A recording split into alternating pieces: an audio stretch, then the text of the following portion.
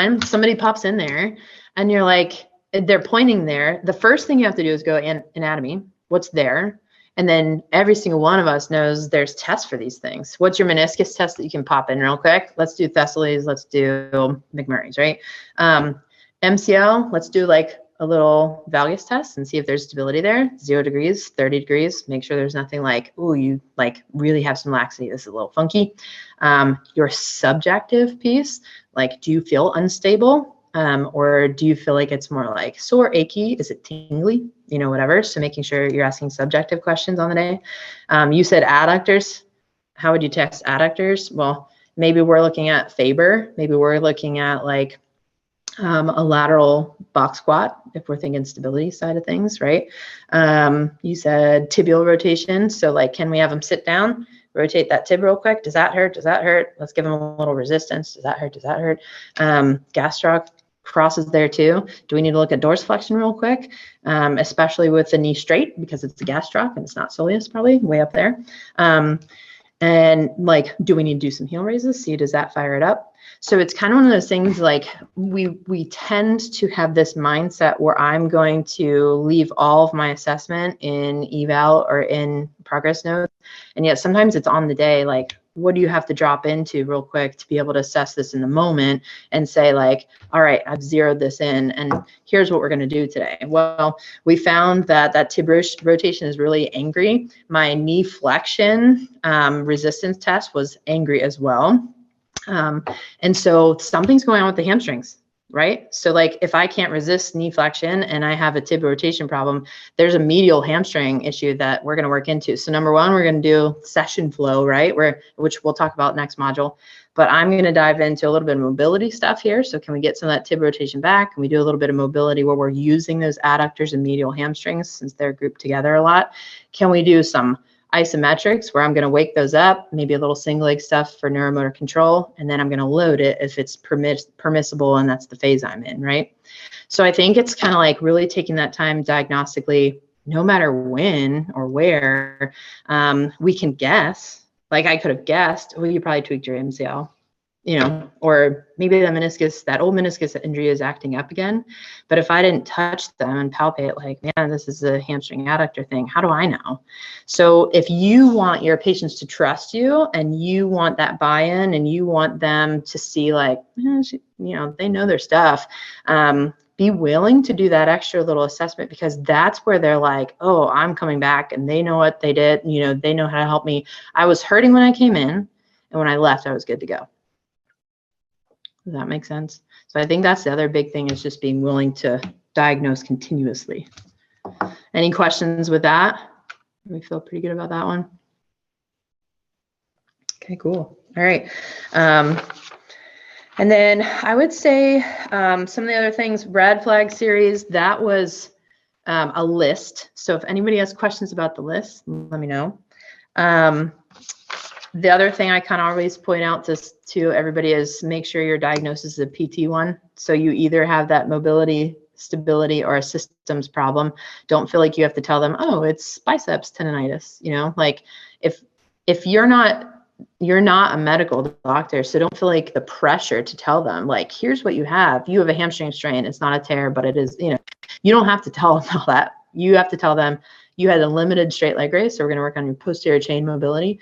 You had limited capacity to do a bridge, so there's like a stability problem there. And then you have a systems problem because your training regimen was crazy. Don't say the word crazy, but your training regimen, you bumped your mileage up 50 miles in the last week. So that's a problem too. So you know what I mean? So make sure your diagnoses fit our profession and don't feel the pressure to give somebody something else. Pretty good. The pain guidelines, I would be curious about you guys' feedback at some point. I wrote out mine for you. If you have any differences in there, I'd love to hear them on Slack or on Facebook. And then the principles of learning, I think is the last one that I kind of geek out on. That's a nice long one for those of you who haven't gotten to the reading yet, but it's a good time. If you get bored, it's my fault because I love that stuff. And I do feel like our cues and our feedback and everything is what really makes an exercise work or not work. So it's really interesting stuff. But I do want to be conscious of time. I know it's late. Anybody have any final comments, questions, anything like that they want to get after? I guess I do real. Oh, sorry. So I know like we talked about like the different phases, but like I mentioned earlier, so I'm in a clinic where I see a lot of like hypermobility patients. And a lot of them might have like chronic pain, and it feels like sometimes it's hard to put them in a particular phase just because depending on their symptom presentation might change week to week, day to day, or like even within the session. And sometimes I feel like they're kind of like in a phase or they'll transition between a phase, but for like patients with very like volatile like presentations, like how do you approach it within that phase if it never really stays kind of consistent, if that makes sense? Mm-hmm. Like they have flare-ups where that Yeah, it's pain. like yeah, and it's interesting because like they'll have like three or four like really great sessions, they're making a lot of progress, but then something might trigger a flare of like a life stressor. Maybe they Mm-hmm. ate something that can trigger their symptoms, or just it's like I don't know. And it's just Mm-hmm. interesting because it's like more of like peaks and valleys versus like maybe peaks and valleys, but you're making progress. It could just feel like it's all over with like little consistency, but then it could be like all over the place. Yeah, yeah. Yes, we all have those patients. I would say that's the big thing is educating them on the process is never this. Like you said, it's kind of like that. As long as we're going up, but we might have those valleys once in a while. The chronic pain folks, it's really making sure that you're progressing towards their goals and addressing their symptoms, making them feel heard, making sure that you're addressing the painful area. But the biggest thing I would say that I tend to find with those guys is yes, the flare ups are going to happen. So it's almost like make sure you have that expectation. Phase wise, it's really diving into the dysfunctional, non painful diagnostics. So you're probably going to be having to address the particular area they're complaining about, like that painful area on the regular with whatever kind of therapy resolves it. So whether that's dynamic mobility, isometric holds, something that really helps address the pain level, Mhm. even manual therapy, maybe soft tissue once in a while. And yet, in order to progress, diving into that dysfunctional, non-painful type of thing where I'm changing the whole system with all of these other treatments, and I'm still doing the activities within the ranges they have or within the tolerable ranges or activities that they have, so that then on progress note, like you said, you're testing, hey, I can actually convince you that you're improving because we see Tyndek changing. We see this range of motion is 2 degrees better, even if it's only 2 degrees better. I can see that now you can actually get up from the floor where before there's no way, so it's very much finding the things that you can show them are improving, and then it's not necessarily staying in one phase or the other, but addressing that acute phase 1 knee, and yet we have a phase 2 hip and ankle that can tolerate load. So like I can do some calf raises, I can do some seated kettlebell calf raises with them, I can do banded tib IR, because those are in a resistance phase, whereas the knee itself is not, if that makes sense. So it's almost like sometimes you have to think about the phase that that particular body part is in versus everybody else that I can work on that's doing pretty well, and I can progress and load. And then it's kind of convincing them and showing them, like, before we were doing core activities that were very, very difficult for you. Now we're doing them and you can do them pretty easily. The hip is going to come along. I promise it's going to come along. We still have range of motion to gain in that hip. So it's still in that phase 1 because the range just isn't there. And yet you've progressed so far as core, using that whole chain of motion. We're getting way better and you're stronger in your calves, which is any kind of ankle stability is going to help a hip, right? So it's kind of making sure that you're showing them progress, and yet even though the hip is still in phase 1, we've got phase 2 and some of these other places that we can still work on. Does that make sense or help a little bit? Yeah, and that's kind of how I was thinking about it because it might be like their primary like pain point, but then they have like multiple other regions that might be giving them the issues, like where it's like, oh, I have like frequent subluxes here, so I know it's more of a stability issue there versus more like pain management there. And it's just interesting because like they could be like relatively stable, like 2, 3 visits, but then it's like something happened, and now it's like the thing that was in phase 2 is now back at phase 1, and you're kind of managing that. And again, like some people it's like they kind of have that expectation where like it'll flare up and kind of like just have to like ride it out. Others it's Mhm. more like that catastrophizing and just trying to like give them some tangible hope, show that even though you are having that flare up, like we can still make progress in other areas, kind of like what you mentioned. So Mhm. it's just an interesting challenge, but like because you're focusing on like the phases, like how you would like view it, and that kind of makes sense.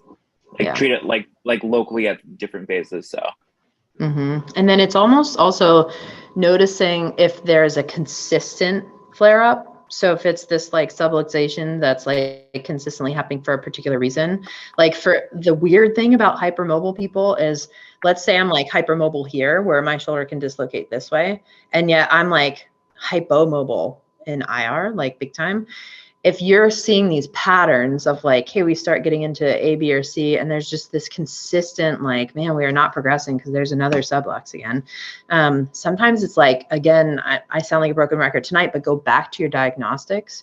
Maybe ER is hypermobile and I'm working on stability there, but maybe I have a mobility restriction in a different area or in the same joint itself, that because I don't have this movement strategy, I'm going to always go to end range here to feel the front of my shoulder. So if I get this back, now somebody's able to approximate that shoulder, center that shoulder a little bit happier. And now they know where center is and they're not always like finding that end range hypermobile area. And so then boom, another sublux, you know what I mean? So that would be the other thing I would pay attention to, and like especially hypermobile folks, but chronic pain folks as well. If you see patterns and you're like, man, this is consistently a movement strategy or a movement option they're not using, do I need to go back to my diagnostics? Let's do a progress note again.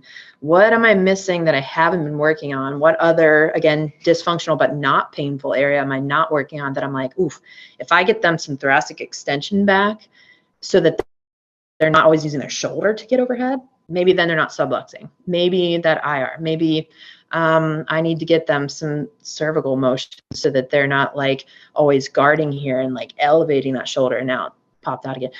So I'm kind of like creating random problems right now for a hypothetical person, but does that make sense too? Like sussing out, like, is there a diagnostic I haven't dove into that really might help me improve those movement options?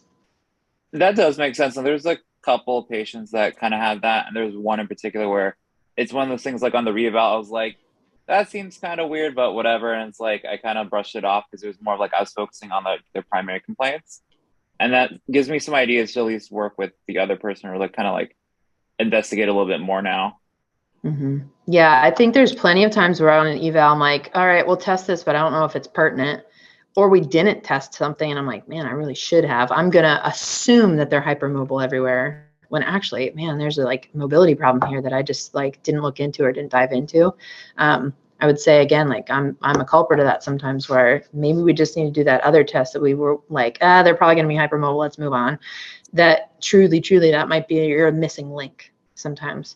So always being willing to go back to that diagnostic process. And Ariel knows I'm a stickler, like really moving into that regional interdependence. If it's a shoulder, there is probably a neck thing, there's probably a thoracic thing, there's probably an elbow and a wrist thing. So being willing to like, let's look at all these other things that are part of that reaching chain, because there's probably some finding somewhere that maybe like will help boost what's happening further down the road.